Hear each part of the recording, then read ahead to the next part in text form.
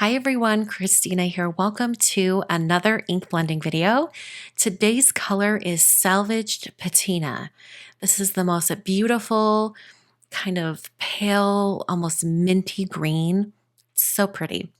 Once again, like I did in my last video, I'll be using the Tim Holtz Media Grip Matte that's been cut down to be slightly smaller than my piece of cardstock. So this just helps the paper stay in place so I don't have to use so much pressure when I hold the paper down so it doesn't move around.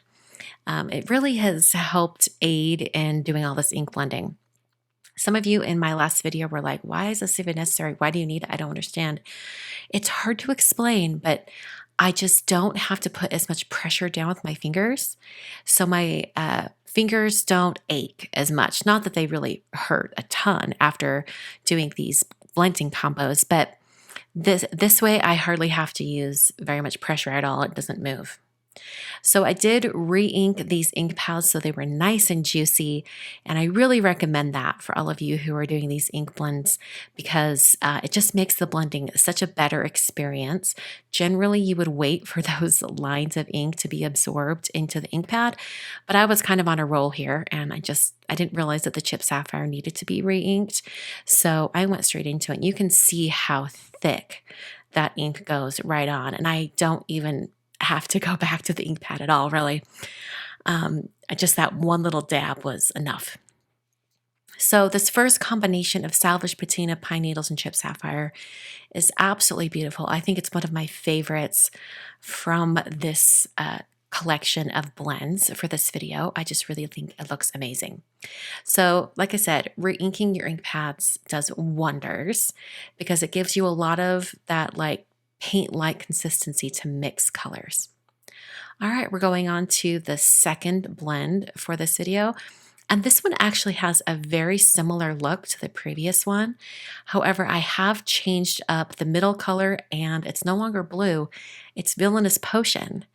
But it really surprised me. I love the blend from Peacock Feathers to Villainous Potion.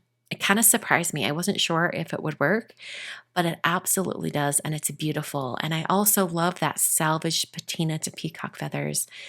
Salvaged Patina to me sort of does seem like a lighter version of Peacock Feathers, and I love Peacock Feathers, so that would make sense that I love Salvaged Patina. So you have these two tones of this aqua green that are beautiful. It's very similar to some of the other kind of color palettes that we've had with these additional colors where we're just getting like a different tone of colors we already have, and it just fills out any of those gaps. Look how beautiful this blend is kind of in the middle. You get a little bit of like a blue tone going right in between the purple and the teal or the aqua shade. It's absolutely beautiful. I think it turned out really well. So I did have to blend these quite a bit. I worked back and forth with the Peacock Feathers and Villainous Potion just because Villainous Potion is such an intense color that it started to overtake the Peacock Feathers quite a bit. But if you move back and forth between the colors, just oscillating between the two, you're going to get a really beautiful blend. And then I came in with some more Salvaged Patina just to make sure I have a solid coating on the cardstock and have a really good blend. You might start hearing some strange noises.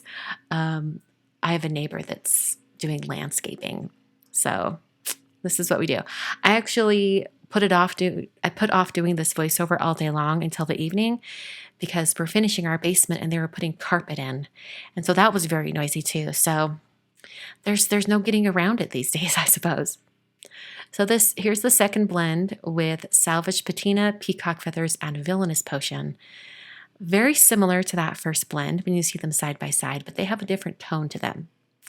All right, we're going to lighten this one up, and okay, this one might be my favorite. I could say that for all of them, but this is one of those color combinations where you get bonus colors when you mix the colors together.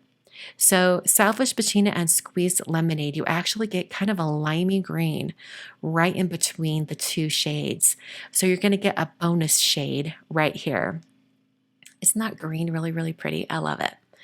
And then as I start to bring in some seedless preserves that mixes with the salvaged patina, we're going to get an additional color mixing right there in the middle.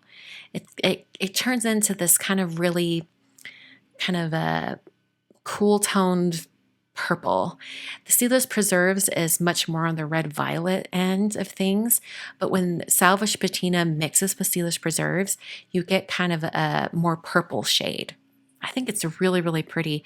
So this is one of those blends where you have 3 colors, but you kind of get 5 in the end because they blend so well and make a distinctive color where they overlap.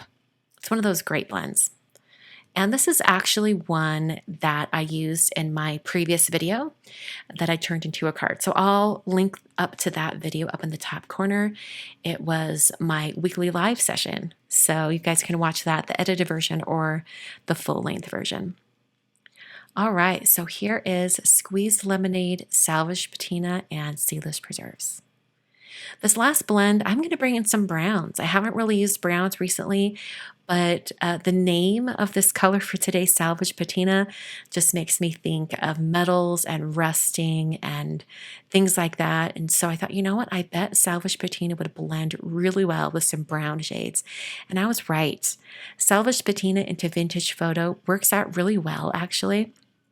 I wasn't sure if it would because vintage photo is such a warm color and salvage patina is a little bit more on the cool side.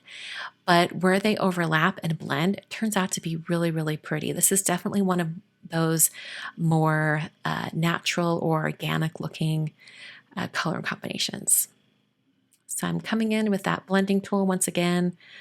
I'm just going to mention it again. I love this new Media Grip mat. I think it's worth it. I think it's just a little over 11 US dollars to purchase. And I use such a small portion for this that I think I'm going to cut down the rest of them to some more commonly used sizes, like for my 5x7 cards and also my A2 cards. I think it's kind of a great tool to have on hand. It works great on glass mats, so you'll need a glass mat for it, but I think it's a great addition to anyone's arsenal. All right, salvage patina, vintage photo, and ground espresso. And here are the 4 combos for today. You can see in that first and third on screen that they have kind of a similar vibe, going from like salvage patina to a much more intense shade, but different feels for both of them. So just a reminder that you can use any of these blends on your own projects. And when you share those projects online, please include the hashtag Christina's Oxide Combos. That way, when people click on that hashtag, they can see a bunch of blends from all of you and any of the ones that I add in the future. Thanks for watching today. I'll be back in another video very soon.